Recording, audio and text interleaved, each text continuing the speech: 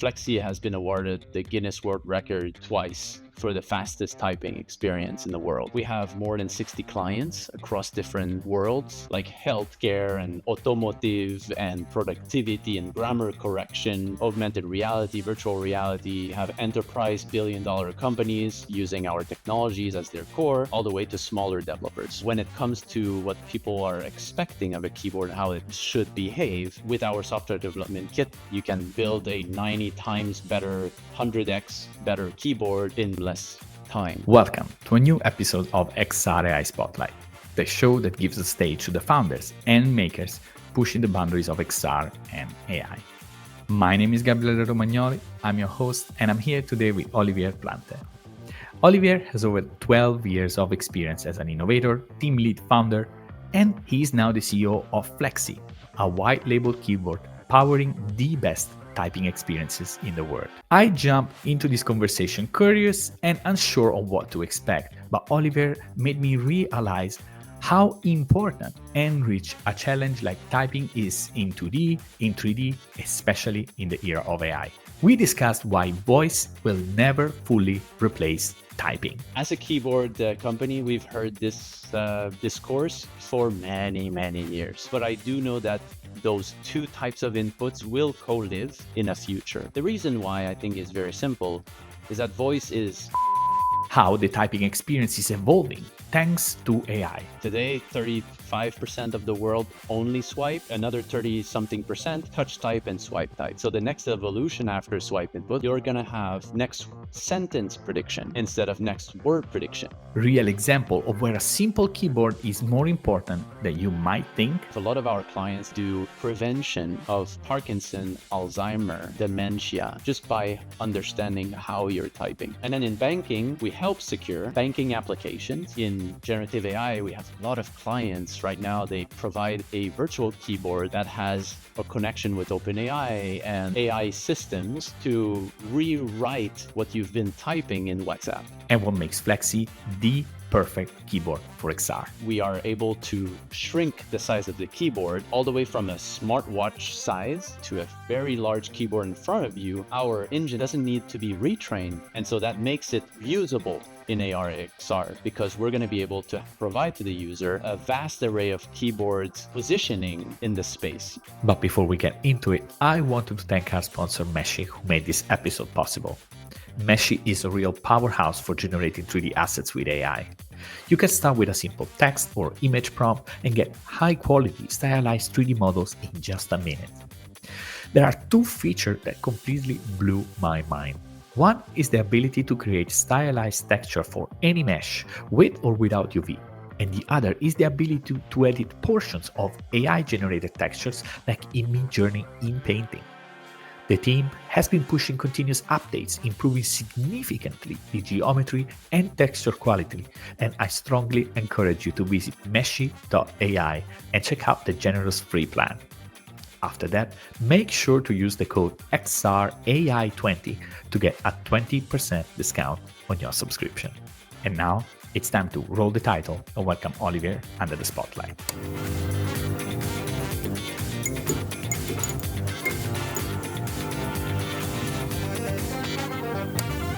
Olivier, it is a pleasure to have you here. It's a pleasure to be here. It's a pleasure. So, Olivier, let's start with the toughest question of all. Why typing in XR still sucks? Yeah, so it's a very good question. There's several components, right, to it. Obviously, the tactile feedback.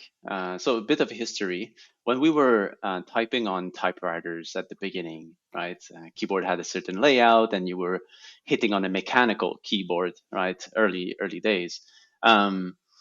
It moved into a touch screen, and people had a lot of friction around that, but there was still this tactile feedback. Right? So you could touch a surface. And when you're in augmented reality, virtual reality, and XR, this tactile feedback needs to be replaced somehow because we as humans are used to that feedback of when I tap something, I get a response. No? So it is very difficult to create a keyboard experience by capturing when the finger presses the key or not, because you're trying to calculate in midair if am I pressing the key or I'm not Mhm. pressing the key, right? It is very, very easy to actually replicate the hardware keyboard that we use every day in a virtual environment. This is what Logitech has shown, Meta has shown, but the virtual pure software representation, that's really difficult. And So today it sucks, like you say.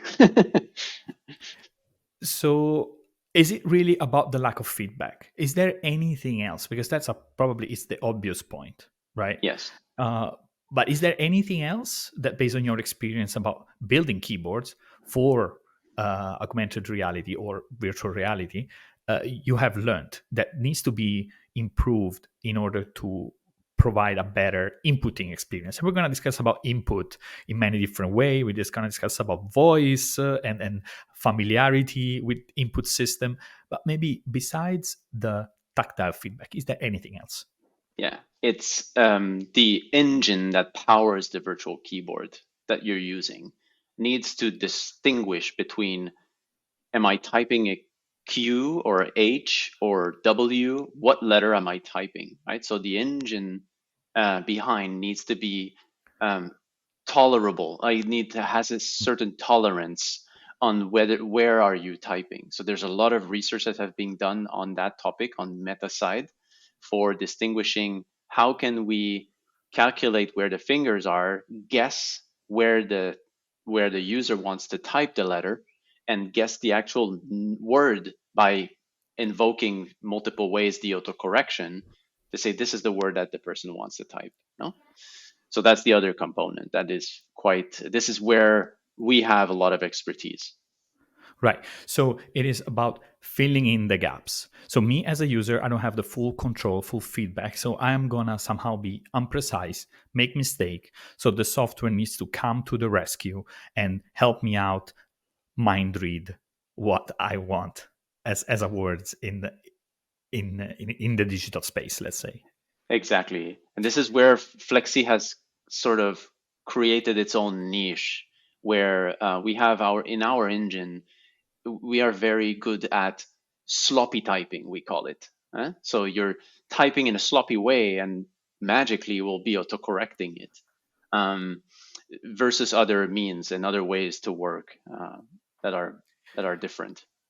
And so, can you explain us a bit? Because actually, by chance, not so long ago, I was actually uh, looking for keyboards for my mobile, right? So what happened is that I went, of course, on the Play Store. I tried to the Google keyboard. I was also trying to find a solution to help me correct typos because I was not happy with what I had. So there was like both the keyboards and the add-on to, in this case, I was using Grammarly on my PC. So I said, okay, is there a Grammarly that works on my phone? And I'm still there. I'm not happy with what I've picked. But can you explain a little bit? Because what was the journey and how is Flexi keyboard different from others that I could download right now?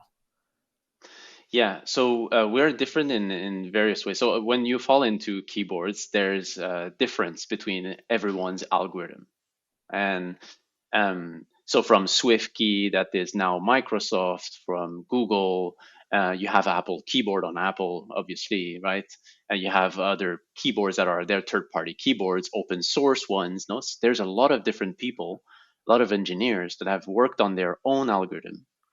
And this is where you have sort of a benchmark of who does what better than the others, right? So Mhm. in a certain area, Google is currently the king, right? The king, the reference in terms of precision of algorithm.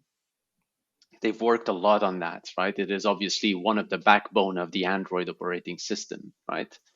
Um, Now, what data shows on our side is that Google has this very good performance in autocorrection and next word prediction, but when it falls to swipe input, they fall behind, right? In the case of Apple, it's a bit different. And anyone. Now, how we differ is um, we have a strict autocorrection engine. more strict and less tolerable. So when Okay, you're doing Olivier, can typos, I yeah, can I just want to stop one thing and take a step back. yes, So right now I'm talking to you. I'm seeing that I lack in knowledge. So we have a keyboard, and you assess a specific keyboard based on different parameters, being, for hmm example, what you mentioned, the accuracy of swiping, the the accuracy of the prediction of the next word, and you were mentioning a few things. So before going into that, maybe quickly the comparison between Apple, Google, you. Uh, can you explain us how do you assess a keyboard in terms of the different features that they might have in terms of swiping or next words? So like, what are the things that you look at when you are looking at a new keyboard from the algorithm perspective? So we look at what we call the F score of autocorrection, next word prediction, auto completion, which is different, um, swipe input, and obviously the quality of the language, right? So the dictionary. So these are the main components of a keyboard. Um, Now there's a lot of work in the algorithm itself, right? That I can go in detail, but that's to answer your question. These are the main things, definitely, and then Perfect. performance. Yes. This helps. Great. So now you were saying that Google is best in next word prediction. Is doing very well there, and Apple instead is Apple is good in autocorrection, but okay. we're just very close to Apple. So our keyboard technology is very comparable to Apple iOS keyboard. Right. So then the question is, once you look at all those benchmark, right? So how fast can you be with a virtual keyboard? Like, how do you even measure that? Is that the user dependent? How do you look at it? Word per minutes. And this is where we calculate the performance of a keyboard, um, the speed of input. And for virtual keyboards on a touchscreen, you are at around 80 to 100 words per minute. Okay. So now, when we look at these keyboards, right, and these are one that works well, or let's say have been used in on a mobile device, right? What happens when we go into VR? So, for example, what happens to the Meta's keyboard?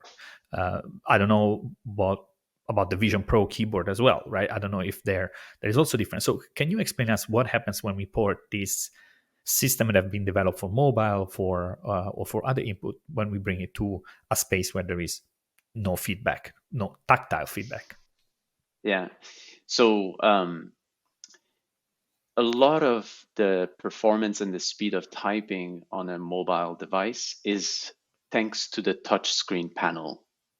Mhm. The touchscreen panel refreshes really fast and has a lot of points that it calculates when, and it provides our engine a lot of different points of where you're typing as you're typing fast. No, so we started to follow that data point.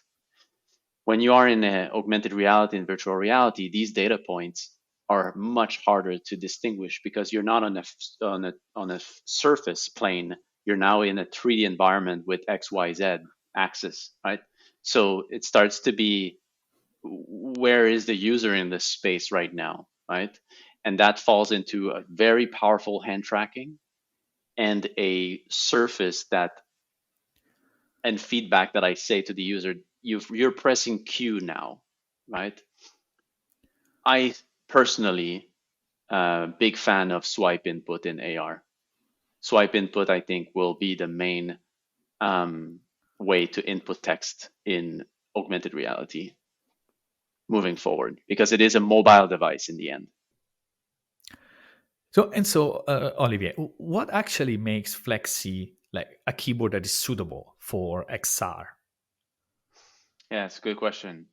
Um, so a lot of different companies, the big guys, the giants of this world, they're using very complex AI models that they need to constantly retrain depending on how they position the keyboard in this space. So if you look at Apple keyboard or all the other ones that would in the Vision Pro, let's take for example the Vision Pro. They've put the keyboard in a specific area because they can train the system to say Q, W, E, R, T, all the letters are in this way at that place. That's it. If they start moving the keyboard in some different ways and say, now the keyboard is going to be on the side, on a wall, or on a table, they need to retrain the system in a very costly manner to adapt and say, now the Q is in this space, the letters are in that space instead of other ways, right? So, and you know that in the reality and augmented reality and virtual reality, there's a lot of different places I could put the keyboard. So I need to retrain the system at all time, which makes it impossible. So what you're going to see is they're going to always push a static view or a very limited amount of views for the keyboard. The keyboard should be in that way.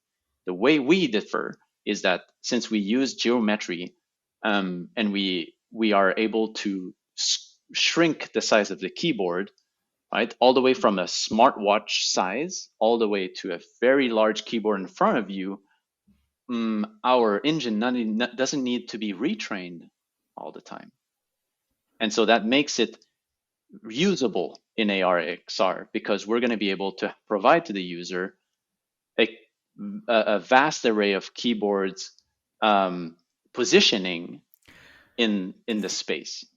But then isn't the user going to make more mistake on a tiny keyboard? It depends of no.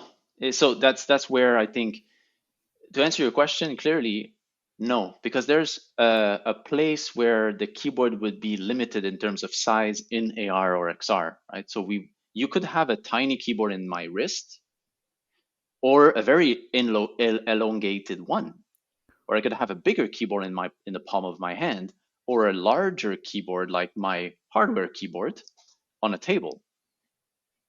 We as Flexi, we don't need to be retrained. Our engine doesn't need to be retrained depending on where you put the keyboard, right?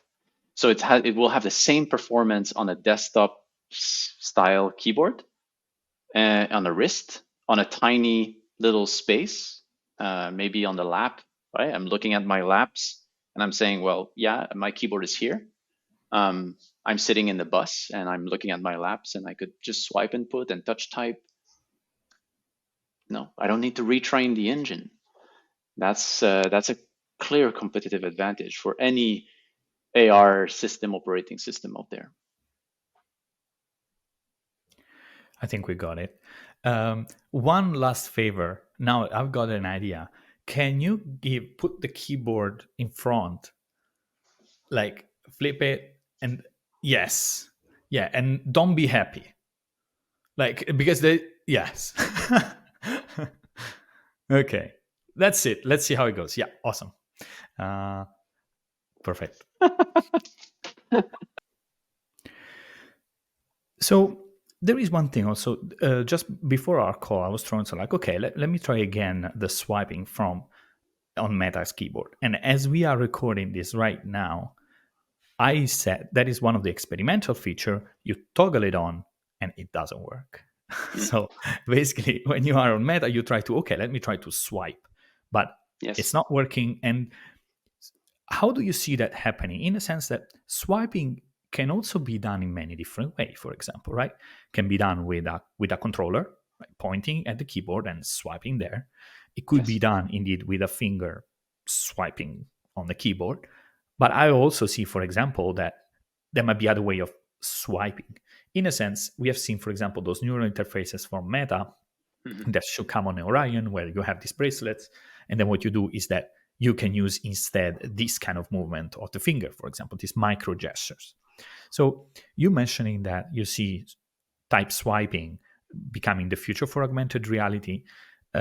What kind? How do you imagine this to happen? And this is where I think the expertise that we have helps a lot to frame this. I think the main challenges that current solutions have is that they're thinking of replacing the hardware keyboard per se, right? And the speed of typing.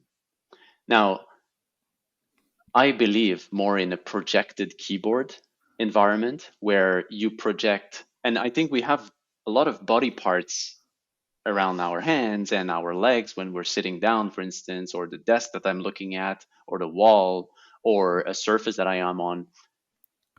I think that the future of the keyboard, that's where the big guys, I think, are not really looking at it on a proper way, is we at Flexi, we believe more on a surface invoked keyboard. So for instance, I'm on the go, I'm walking on the sidewalk, I invoke my hands like these, and suddenly I have the same type of feedback that I used to have with my smartphone. So is this the transition? We believe so, right? That's one way. But there's another way as well, right? I could just invoke my wrist and start having a keyboard here and swipe input, right, on my hand, in the palm of my hand, right? Um, Currently, the keyboards, like in the Vision Pro or the Meta, they float in an area, and they float in a perfect angle, right? What they say, perfect. um, the uniqueness of our engine is that I imagine a future, and that's where our engine is really really good at it, is adaptable keyboard across different surfaces. So I could take the keyboard, increase it in size, lower it in size, put it in and anchor it on the wall or anchor it on my wrist. Every time I invoke my wrist, the keyboard will show up, and the little box of chat will come in, messaging, emailing, right? I just wanted to have a quick break to remind you that if you're enjoying this conversation, you should definitely check out the XR AI Spotlight newsletter. By subscribing, you will get weekly interviews like this one directly in your inbox, an app or product I personally have tested and recommend, and access to a list of over 400 mixed reality apps for Quest that you can easily search and filter. Just check the first link in the show description. And now, let's get back to the show. So in this case, how does the user sees the buttons? Does he still use and sees the buttons? Like how does that work? Are they Yes. projected by the headset? Let's say I have AR glasses, I turn and then I see the buttons on my wrist, for example. Correct. That's it. Correct. Okay. So you would see the buttons of the keyboard, and the window that just is on top for chatting, let's say, right? Yeah. And you start typing. Touch typing works pretty well, um, and as well as swipe input. But then why we don't have it yet? Why we don't have something like this? Because it seems pretty straightforward, right? But why It's we very don't have? straightforward. Yeah. In my opinion, I think there's a lot of this is a new OS. Let's create something that is new. And they don't I often in innovation use a methodology I love myself is back to the future, which is let's go back in the past to predict the future. Let's see Mm. what worked just to predict the future. That's the methodology we use at Flexi, right? We look at the past and we say, listen, a virtual keyboard in an AR environment needs to have a familiarity to what we're used to do. It needs to have the big backbone DNA, right? The DNA of typing. So the obvious reason I think is innovation, hungriness. People are hungry for creating something new from scratch. No, this is what you see with um, a device that has like a specific combination of fingers to type words, right? It's very difficult to use, amazingly difficult. People don't want to use this. This is too hard, right? I don't say that maybe in 200 years that's what we will do, but for now, that's not what people are seeking, right? So you need to combine familiarity, and I think that's why people have not really focused on what I'm saying right now. Mm. So it's like playing safe in a way. But then Hmm. I'm asking probably a question way too late since start this conversation, but I'm pretty sure the people listening now might be wondering, okay, but we have voice input, right? I mean, come on. That's good enough. I can do everything. I mean, what's your take on that? So as a keyboard company, we've heard this discourse for many, many years, right? Are we right now at the verge of a change, etc.? I don't know, but I do know that those two types of inputs with co-live will co-live in a future. The reason why I think is very simple is that voice is public. As soon as I speak to you, people around me listen. people around in the other room listen. And when you talk about AR, it's a mobile driven device. People will not carry a black box in their pocket anymore in the future. They'll have glasses, and every interaction will be through that. Voice will be very good if I'm sitting on a bench speaking to myself like we do today. But in the middle of the bus, in the libraries, in the middle of a meeting, good luck. I think voice is going to co-live with keyboards. That's what I see. There is another point, right, that I think is also um, that we don't think enough. So we think it's about input as text as input text, but I think it differs radically when you are answering, for example, a message, or when you are replying to an email, or when you're writing a document.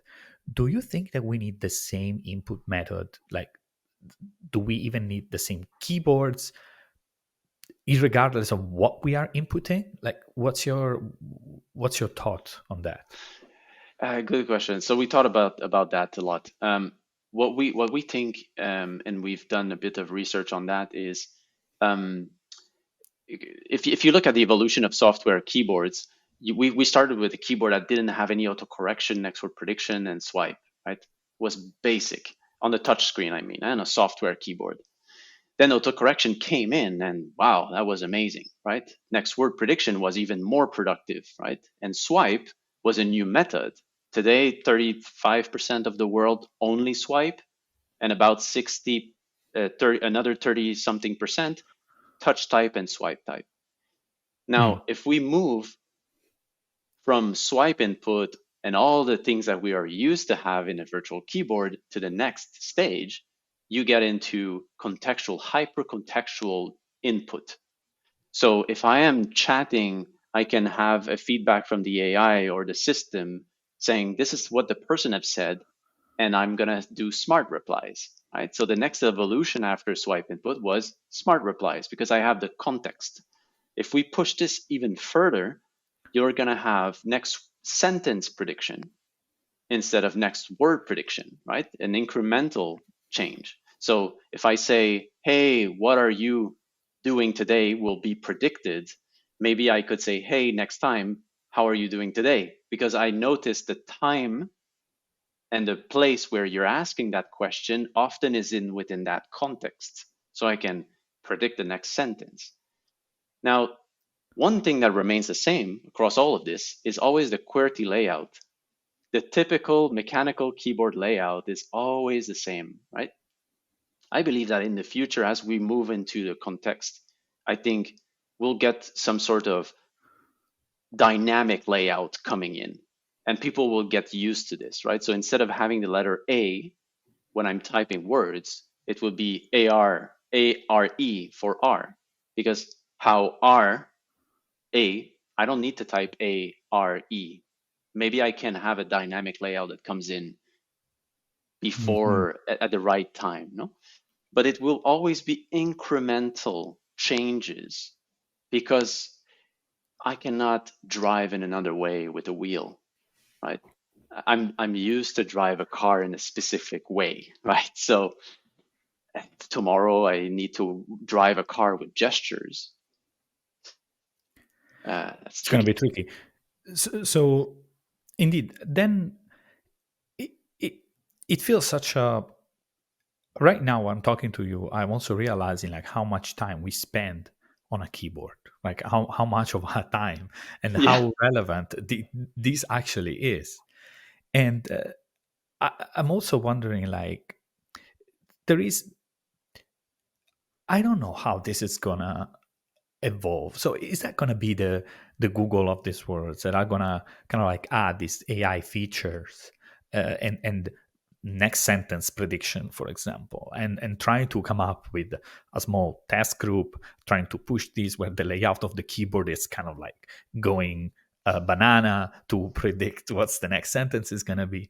Is that how innovation is going to happen? And maybe going back to Flexi. So how you guys as a startup are tackling this and making this available and this algorithm available and applicable to other people that are developing input system for immersive tech. yeah. So at Flexi, we have software development kits that enable any company digital product that circles around a keyboard, right? To have a proven, lovable text input product.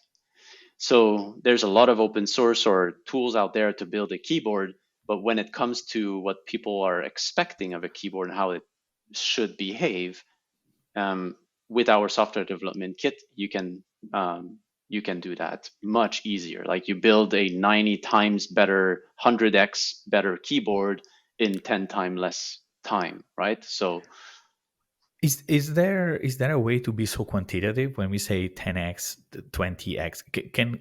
Can developers really see this benefit and measure it when they test different keyboards and input system?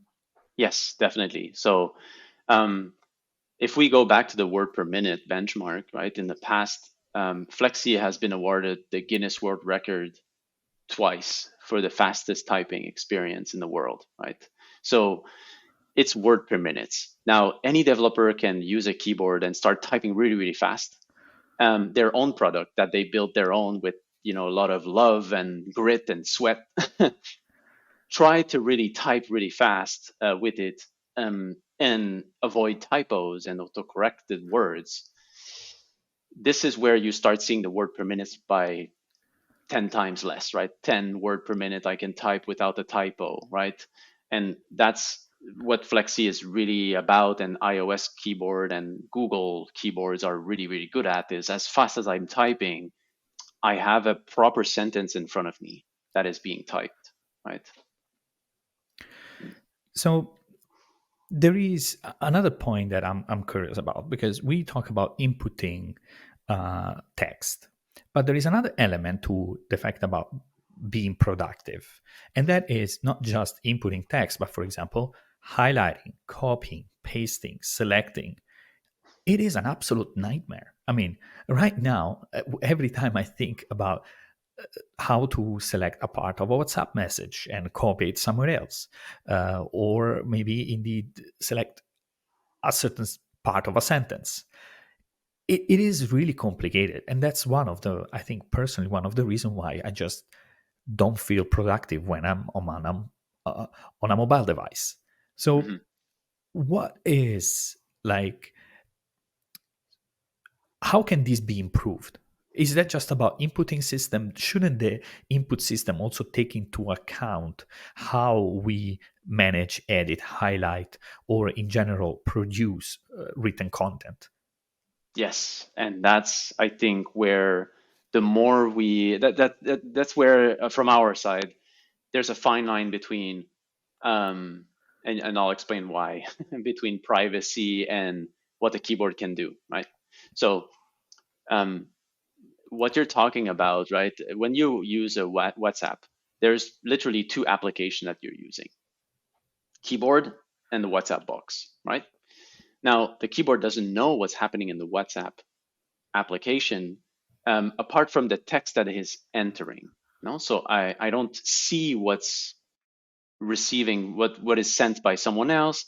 I don't see where you're typing, where you're touching and copying and pasting, etc. Now, this data, as soon as we have access to this, and that should happen at an operating system level, you can start proposing and monitoring what's happening in copy pasting elements or deleting words from my paragraph that I've been typing, for instance, and using the keyboard to adapt, going back to the context, the hyper contextual typing that I was talking about early on.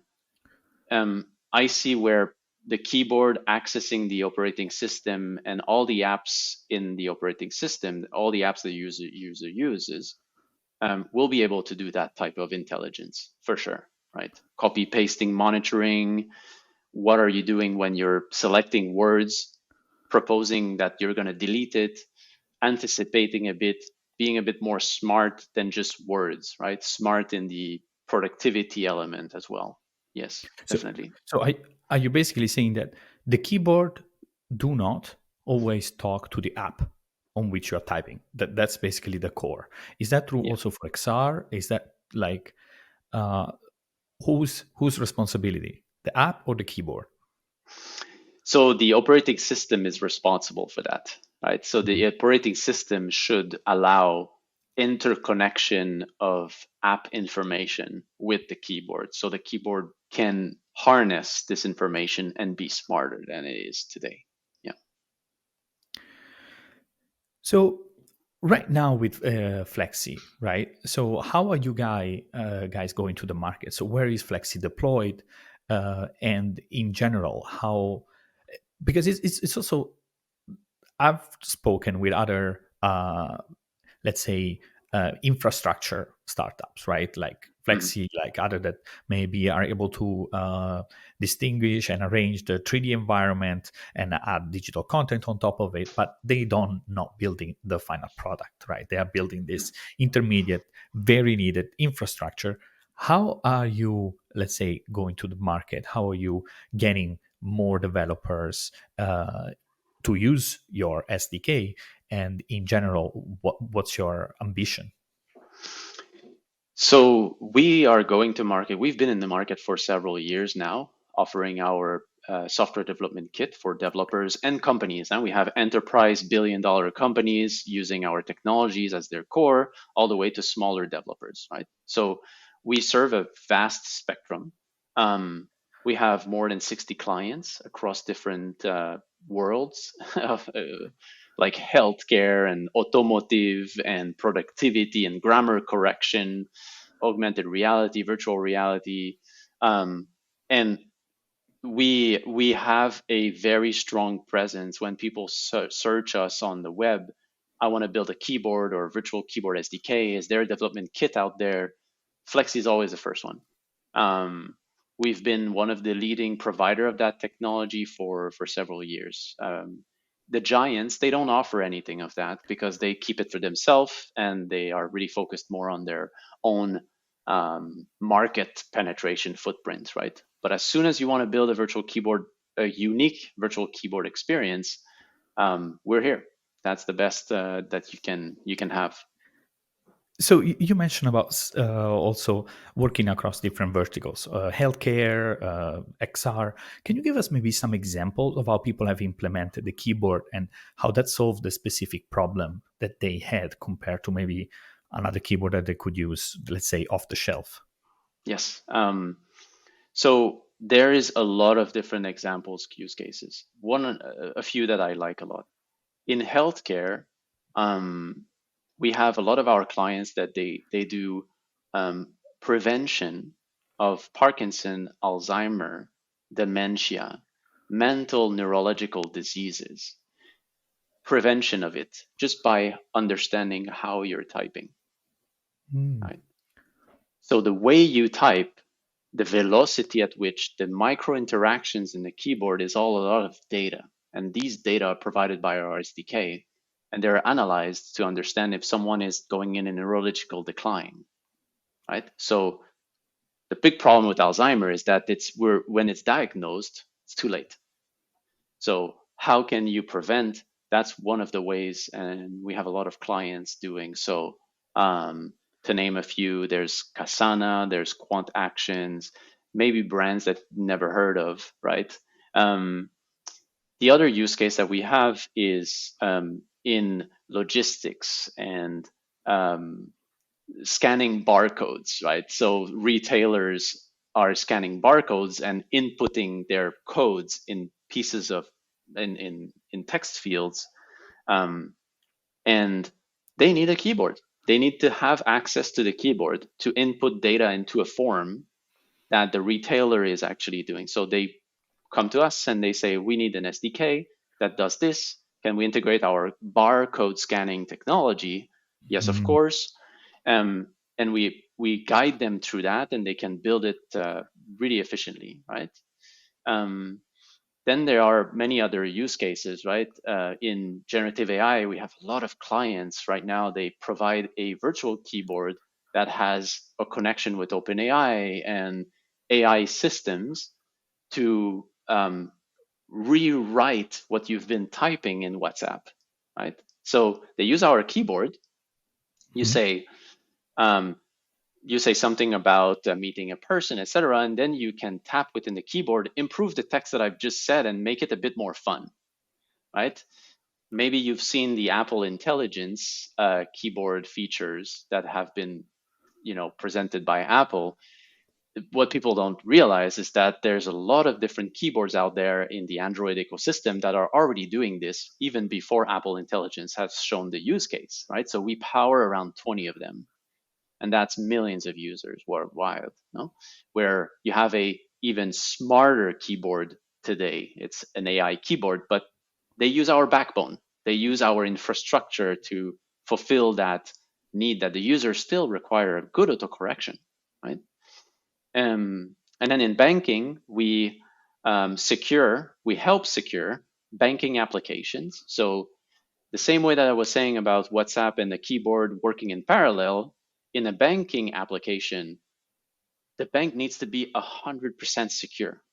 And the keyboard that people often use can be a Trojan horse in the application of the bank, right? Mm. And so by using our SDK inside the banking application, they have a closed environment for security. So there's no third party application, which is a keyboard in that case, that could harness data that I'm putting inside my banking application, numbers, credit card numbers, right? So there's a lot of different uses, and I touched on four verticals, right, out of 20. So there's automotive, and I can go on, but yeah. Yeah, right. Because now that I think about it, also automotive, it's another place where you really want to swipe. You really have all this touch screen right now, and you need to have, again, different way of input, and it has to do with places that sometimes can be very tricky as well, Yes, instead of just logical text, because it has no, let's say, context in the case of correct. places. One question, just wanted to dig in on that aspect when you mentioned about keyboards, AI keyboards. So, can you explain what is right now on AI keyboards, and how does Flexi support developers in developing and creating better typing experience powered by AI? Yeah, sure. I can also share my screen if I can. Of course, let's get it in. I'm going to share the.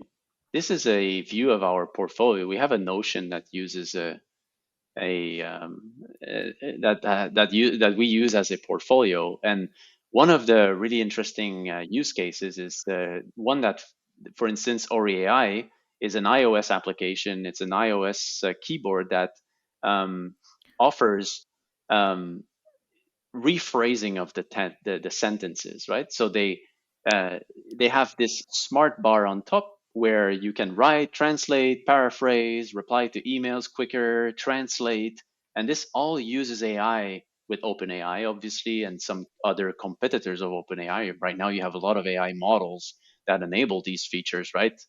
Um, so that's one use case of AI keyboards. And we see a lot of different clients of us do the same in a different fashion, different UI, right? They're all competitors. So, Olivier, I mean, you opened a world to me. I want to be honest. I was just okay. It's just a keyboard, but now I realize, while thinking through this, like, more thoughtfully, about how important and also relevant this is. Since, again, how much time we spend inputting text, and in how many different way, and how that is also changing now rather rapidly. Because, again, if the other day I was looking for autocorrection and some AI assistance to speed up my typing, it's because things are changing and the needs from people are changing. And with AI becoming more accessible, cheaper, right, to implement in terms of query, I see this indeed as something that is just gonna be more present. So, what advice would you give, let's say, to developers who are just starting to design interfaces for example, input heavy applications? Like, what are some of the mistakes that they can avoid? How can you help them? Um, Good question. We've seen a lot on our side, right? And I think that the best advice I have is don't underestimate the core need of a virtual keyboard for people. What I mean by this is you could have a keyboard that has very basic layout with AI features, and you would say like, okay, I'm gonna ship that, right? But that's like building a car that has no roof and no brakes, right? You need those as a basis to provide a good looking car or a performant car, right? So the mistake that I want people to avoid is the follow, right? It's a keyboard will need autocorrection, next word prediction, swipe, multiple languages. It will be required, no? And often we've seen our fair share of developers saying like, "Oh, this is only a trial. I'm putting this on the App Store, and I'll see if it sticks." Right? But people will not stick because they don't have the basis, right? So that's one piece, and also they can save a lot of time by using our SDK. A keyboard can seem easy at first, like, oh yeah, it's a keyboard. Yeah, there might be free stuff out there and that exists, but quality is very important in the keyboard. People will not stick around, and we've proven that through several years, right? Starting from just the typical retention rate of an application, right? How long people stay, how long they're typing. We are very far from where we were at the beginning, and I don't want developers to start where we were because it's going to be a rough road ahead. Awesome. So for anybody building keyboards and looking to expand also the typing experience, I mean, I encourage you to check Flexi. So Olivier, thank you very much for being here with us today. Thanks a lot. It was a pleasure. Thank you very much for listening in. If you like the show, remember to leave a rating on Spotify, Apple Podcasts, or a thumbs up on YouTube. It really helps me keep doing this and shine the spotlights on the greatest founders and makers, pushing the boundaries of XR and AI. Also, make sure to check out the show page xraispotlight.com, where you can find more conversation like this one. Till next time.